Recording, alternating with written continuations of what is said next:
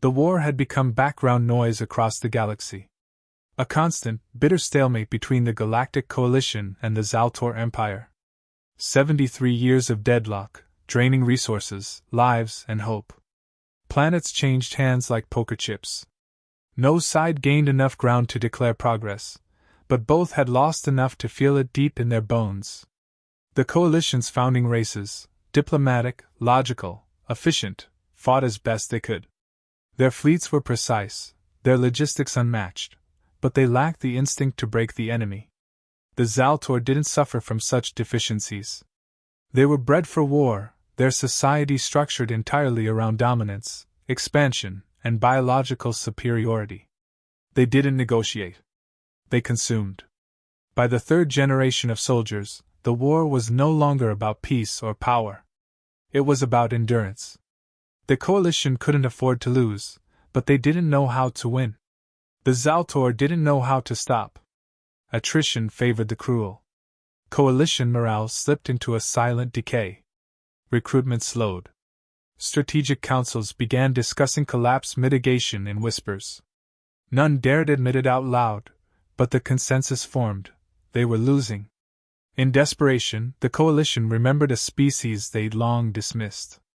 Isolated on a death world called Earth, humans had declined every offer to join galactic politics. Observed, analyzed, then shelved, Earth was considered unstable, irrational, and uncooperative. But desperation has no pride. A transmission was sent anyway. It included data, the fall of Ellis Prime, the sterilization of 5 billion lives, the Zaltor's newest atrocity. It ended with a simple plea: help us, or everything ends. Earth did not reply. Galactic news networks speculated wildly. Had Earth ignored the call? Had the humans grown cold watching from the sidelines? No one had any idea what to expect. The Coalition had gambled its last card on a species that had never spoken in galactic assemblies, never deployed a single ship beyond its system, never answered anyone's call. 7 days later, something arrived. Not a delegation. Not ambassadors. A fleet. They emerged from subspace at the edge of Yalvin Drift, a neutral zone closest to Coalition command sectors. 58 ships. Configuration unknown. Ala composition unreadable. Weapons systems unrecognized. The only message: clear the field. No further explanation. No preamble. Coalition fleets pulled back, confused and nervous, as these matte black vessels aligned without ceremony or threat. No insignia. No lights. Just silent, precise movement like a predator stalking a crippled herd. The humans did not speak to anyone. No tactical updates, no orders shared. They ignored standard galactic military protocol, skipped chain of command formalities, and bypassed every diplomatic channel. What followed wasn't warfare. It was deletion. The first strike was swift. The Zaltor outpost at Caro's Nest vanished in under 40 minutes. Satellite logs captured the entire event in fragmented blinks. Weaponized plasma folding around itself, self-guided microdrones boring through fortress walls, electromagnetic suppression fields blanketing the battlefield. No survivors. Not a single broadcast, counterattack, or escape pod. The Zaltor simply ceased to exist at that location. Analysis teams sent by the Coalition were denied landing access. Earth ships responded with silence, and orbital denial fields. Panic rippled through the Zaltor Empire. For decades, they had dominated every front. They expected retaliation, not annihilation. Earth's next move was calculated. No pattern. No predictability. They attacked communication relays, then shipyards, then AI cores. Entire sectors went dark. The Zaltor tried to regroup, but their response time meant nothing when faced with enemies that moved at the speed of decisionless instinct. Human war algorithms anticipated tactics and reshaped them into liabilities. By the time the Zaltor issued orders, Earth's response had already ended the skirmish. The Coalition watched, half in awe, half in horror. This wasn't rescue. It was overkill with purpose. Planetary defense networks recorded skirmishes that barely lasted seconds. Human ground units moved with an eerie cohesion, covered head to toe in modular exoarmor, accompanied by autonomous drones that deployed, attacked, and retreated with mathematical grace. They didn't leave wreckage. They erased it. They didn't occupy space. They vacated it of enemy presence. No human casualties were reported. Not one. Galactic analysts scrambled to understand Earth's sudden capability. There was no historical precedent. Earth had never displayed a fleet, never submitted tech records, never suggested military development beyond defensive structures. But what they had now was beyond any known race's strategic projection. The truth emerged quickly in fragments. Earth hadn't been ignoring the war, they had been preparing for a different kind. Quietly. In isolation. Not to fight for the galaxy, but to survive it. Earth did not offer declarations of alliance or partnership. No messages of unity followed their victories. They remained silent. Every signal from their ships was encrypted beyond decryption. The only consistent phrase ever repeated was the first one. Clear the field. The coalition's leaders were divided. Relief battled unease. The war was changing, but at what cost? They had called for help, and help had arrived. Not in the form of heroes, but in the form of executioners. And the worst part wasn't how efficient Earth was. The worst part was that this was only the beginning. Let me know when you're ready for Section 2, F, or need help with a visual breakdown, F, of this section. They arrived without ceremony. 58 ships, aligned in perfect silence, held position like obsidian blades floating in the void. The coalition's fleet observed from a distance, transmitting scans, analyzing patterns, trying to identify any signal of intention. None came. The human vessels remained unresponsive. No hails acknowledged, no codes exchanged. They weren't part of the hierarchy. They weren't seeking recognition. The only thing they sent was a command. Clear the field. Within minutes, every coalition ship vacated the sector. Not out of fear, but instinct. Something about the formation, the discipline, the stillness. They weren't just ships. They were judgment manifest. Then they moved. The human fleet didn't surge forward. It folded space, vanishing in staggered blinks as coordinated units warped toward different sectors. No fanfare. No trace. Within 90 seconds, they launched simultaneous strikes on 5 Zaltor outposts. Every assault was methodical. Data would later show complete enemy neutralization within a collective timeframe of 41 minutes. No fallback. No survivors. No countersignals. Every trace of the Zaltor at those locations was removed from the galactic grid. Coalition intelligence tried to dissect the tactics. It was impossible. Human combat AI didn't follow predictable logic trees. They adapted in real time, rewriting engagement algorithms mid-conflict. Ship weaponry, once activated, recalibrated every few seconds. Beam intensities, pulse frequencies, spread formations, they all evolved per enemy resistance levels. What couldn't be destroyed was bypassed. What couldn't be bypassed was obliterated. The drones moved before orders were required.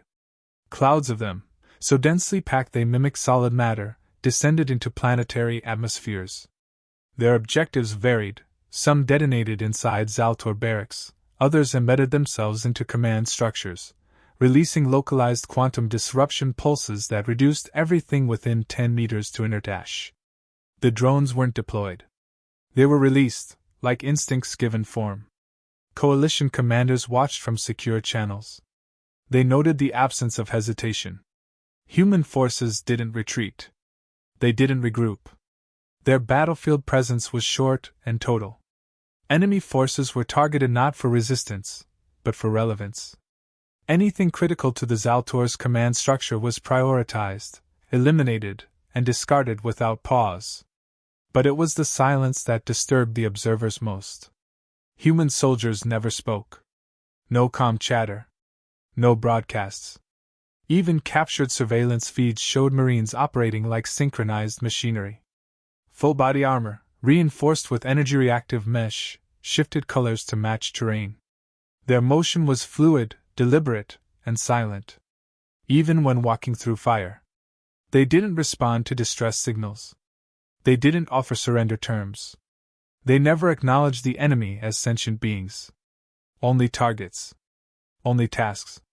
One intercepted file revealed a subroutine used in squad operations. It was called Empath. Its description: autonomous execution of threat maps until environmental stabilization is achieved. It meant that once deployed, units didn't stop until no danger remained. The program was activated every time. Human ships bore no insignias. They had no ranks marked externally. Internal recordings showed neurocommand interfaces. Pilots didn't steer, they thought. The ships responded. Coalition species had long separated organic command from machine execution for safety. Earth didn't bother. They had merged it. Instinct powered with precision. The Zaltor tried to resist. They launched preemptive strikes against the second wave of human incursions. They hit nothing.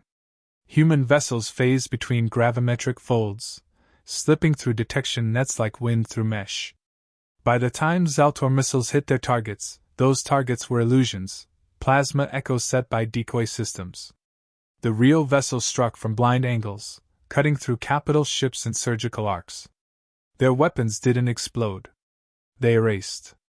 Ground encounters followed similar patterns. Human squads dropped from orbit in kinetic pods that impacted with force enough to register as seismic events. Marines emerged before dust settled, each equipped with adaptive armaments that recalibrated with every hostile engagement. One soldier carried a weapon that changed structure mid-battle: long-range railgun, then close-range shock emitter, then burst launcher, reacting to conditions as if alive. One Zaltor survivor, later rescued by coalition medics, described the moment before blacking out. He didn't recall pain, only sound. A low hum. Then nothing. Every nerve went silent. When he woke, everything around him was gone. Not destroyed. Gone. By the end of the first 5 operations, Earth had not claimed a single victory report. No acknowledgement of success.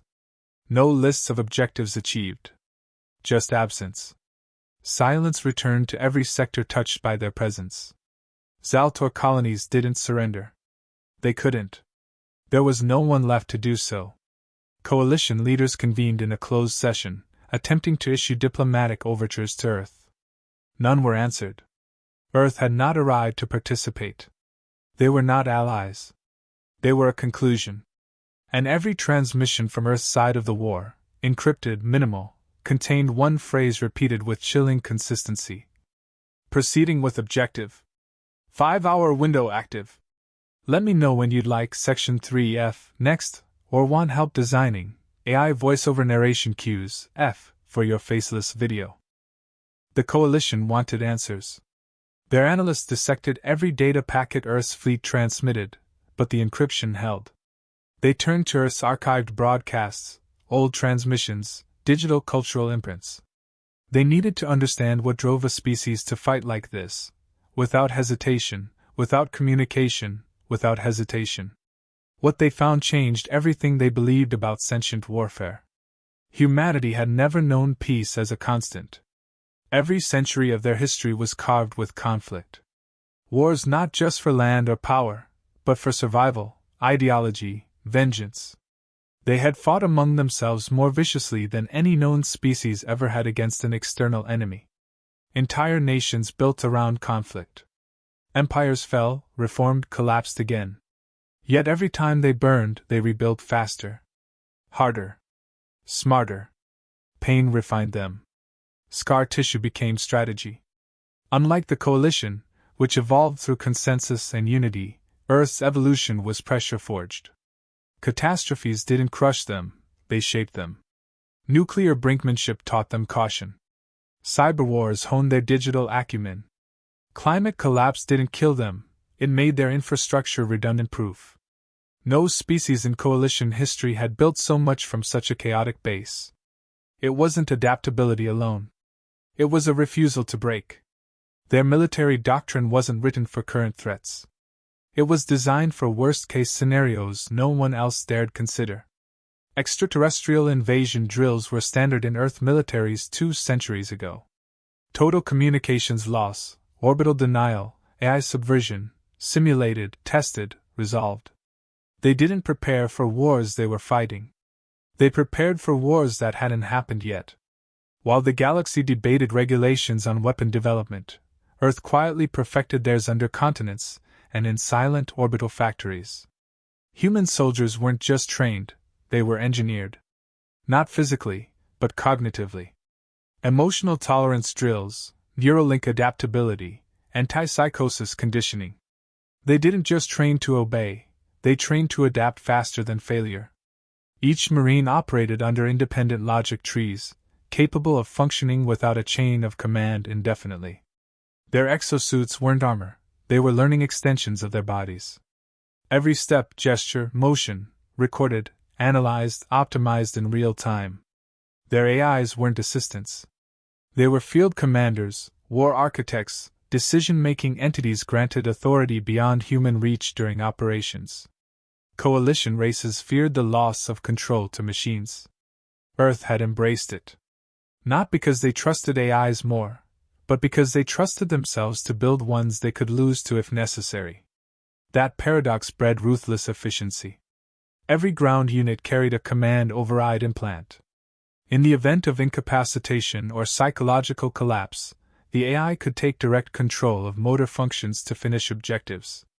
Humanity had removed the option of failure from their battlefield equation. Not even death stopped their protocols. It wasn't just systems. It was mindset. Earth's psychology operated under concepts alien to most coalition species. Concepts like preemptive ruthlessness, strategic amorality, and acceptable annihilation zones. To them, victory wasn't defined by territorial gain. It was the elimination of threat, root, logic, echo. They studied enemy culture to find the most irreversible psychological wounds to inflict. Not out of malice. Out of clinical efficiency. Captured fragments of internal military logs revealed mission planning strategies with phrases like fear seeding, cultural suffocation, and generational disarmament. Their plans didn't end with tactical wins. They aimed to alter the enemy's core behavior for the next 100 years. That was their definition of peace. One coalition anthropologist said it best. Earth doesn't wage war to win. They wage war to end the possibility of needing to win again. The Zaltor couldn't comprehend it. They were brutal, yes, but linear. Attack, expand, absorb. But humanity wasn't playing the same game. They weren't climbing a ladder. They were burning it down.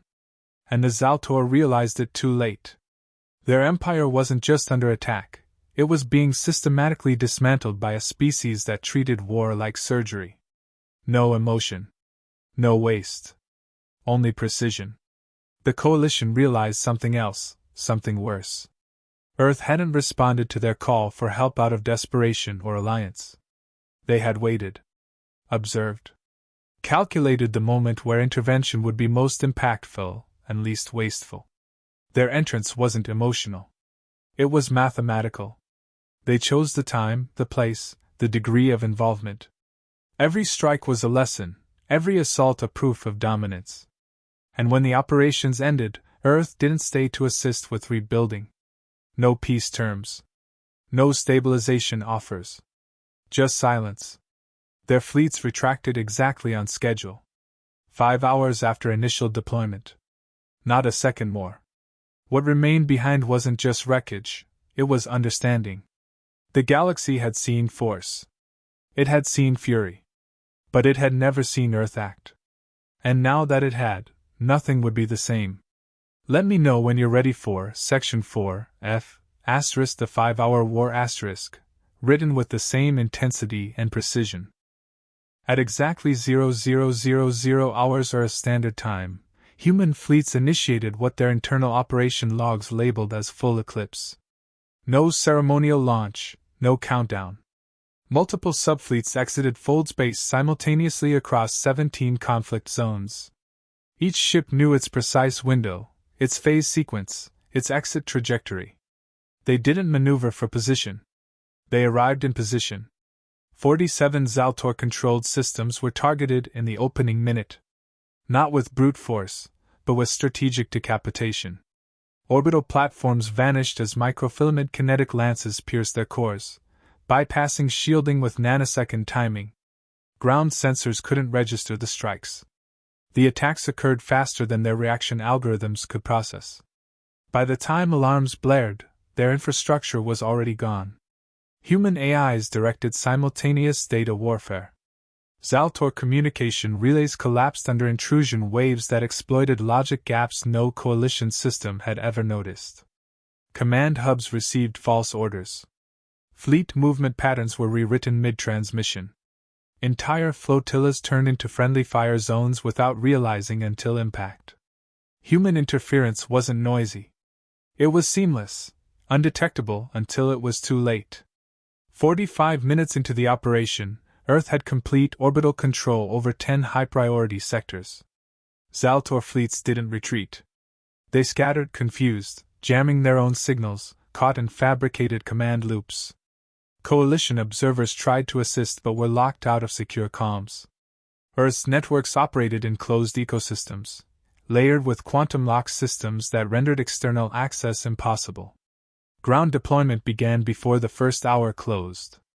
Kinetic descent pods struck enemy strongholds with geological force, skipping traditional entry paths and choosing trajectories that leveraged planetary fault lines. Impact wasn't intended to breach.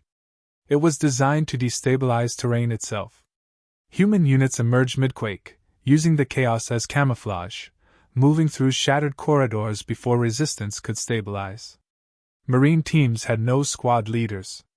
They functioned as unified tactical nodes, self-coordinated, AI-augmented.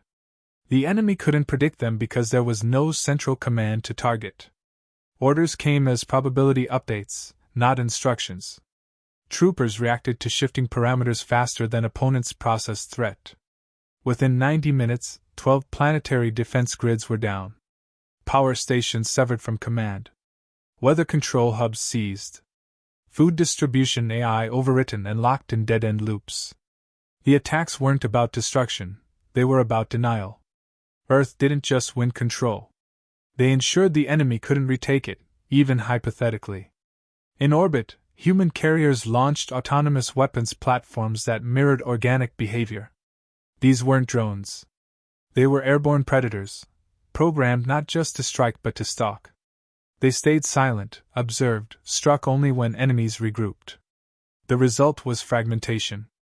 Zaltor commanders couldn't maintain cohesion, their leadership killed not in firefights, but in isolated moments, surrounded by corpses they never heard fall.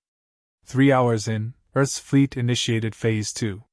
Quantum scramblers fired across planetary atmospheres, cutting all off-world communication. Entire systems became blindfolded. Coalition observers recorded sudden drops in enemy transmissions, no distress signals, no calls for reinforcements, only static. Earth wanted isolation. It created it with surgical precision.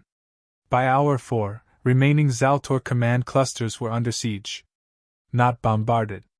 Surrounded.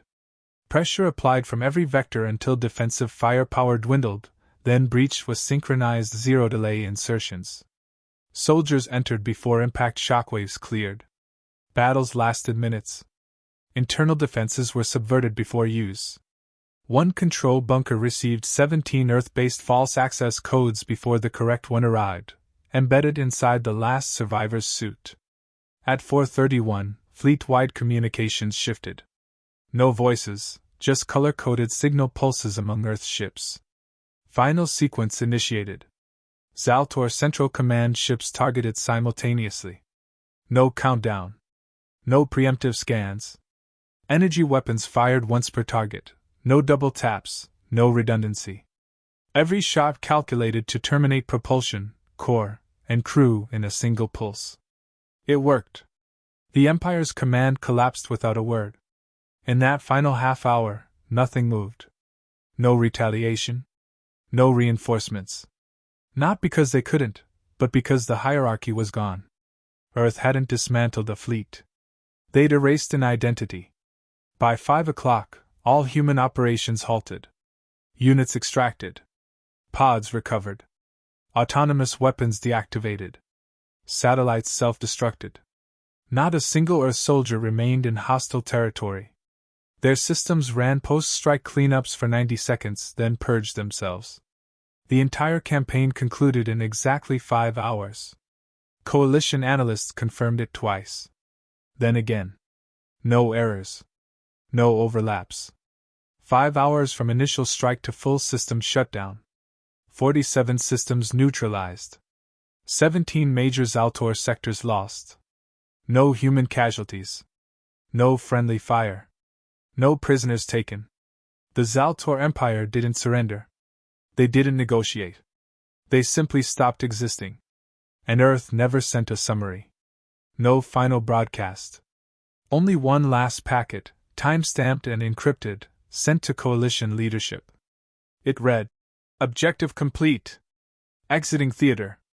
Let me know when you're ready to finish strong with Section 5, F, a powerful, emotional reflection to close the story with maximum impact." The moment Earth's fleet disappeared, the galaxy shifted. Not politically, not diplomatically, fundamentally. Across every coalition world, command centers, broadcast rooms, and civilian forums fell silent. There were no more battles, no more warnings, no final threats. The war was over not with a treaty, but with absence. The systems where Earth had struck remained untouched. No occupation. No flag raised. No claims filed. Just silence and ash. Reconstruction teams approached cautiously. They found no humans. No bodies. No wreckage. Only cleanly neutralized zones, functional power cores, undisturbed environmental systems, and total command voids. Earth had left nothing of themselves behind. Not even fingerprints. Coalition leaders issued joint declarations of victory, but none took credit. There was no ceremony. The truth was too unsettling. No one celebrated because they hadn't won. They'd simply survived long enough for Earth to act. It was not a shared success. It was tolerated salvation. Requests were sent to Earth's diplomatic channels, expressions of gratitude, offers of cooperation, questions. No response. Their embassy sectors remained inactive. Their relays refused access. Earth had reverted to silence as if it had never intervened. Civilian theories surged across galactic networks. Some believed the war was a warning. Others thought it was a test. A few feared Earth was preparing for something worse. But Earth didn't clarify. It didn't explain. It returned to its quiet orbit, its oceans, its skies. Nothing changed. That terrified everyone more than anything else. One coalition historian wrote, "We asked for their strength, and they showed us our weakness." Earth's minimal footprint left no room for political leverage. They hadn't profited. They hadn't negotiated post-war terms.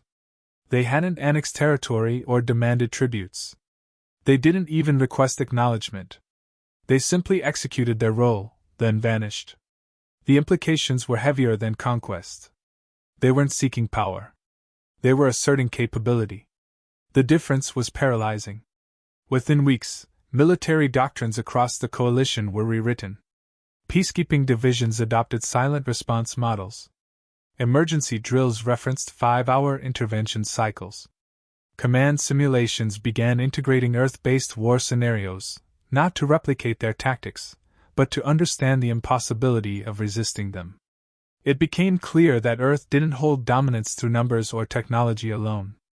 It held it through decisiveness. Every action had been absolute.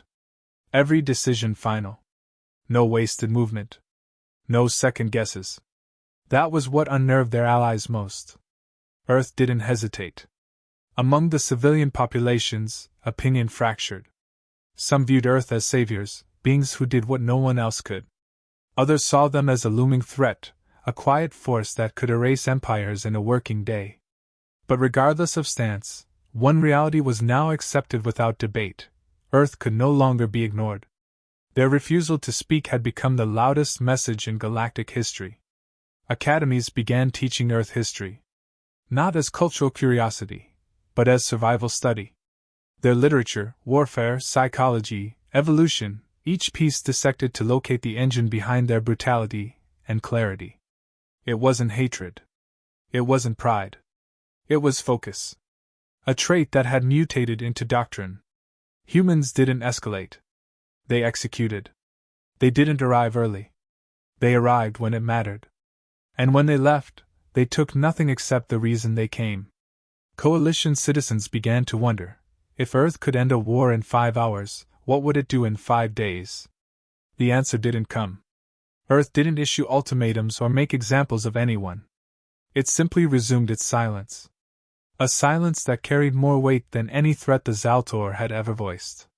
Meanwhile, Earth continued as if nothing had happened.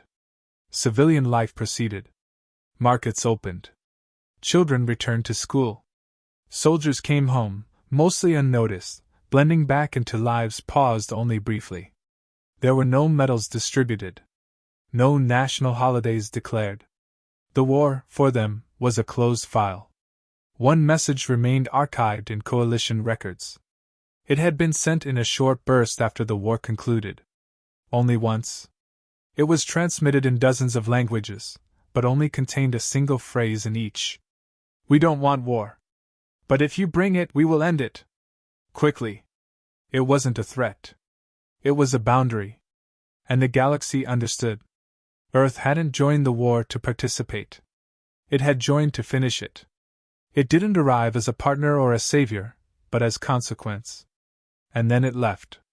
Let me know if you'd like this converted into a voice-over-ready narration script, F, or adapted for YouTube visual storytelling, F.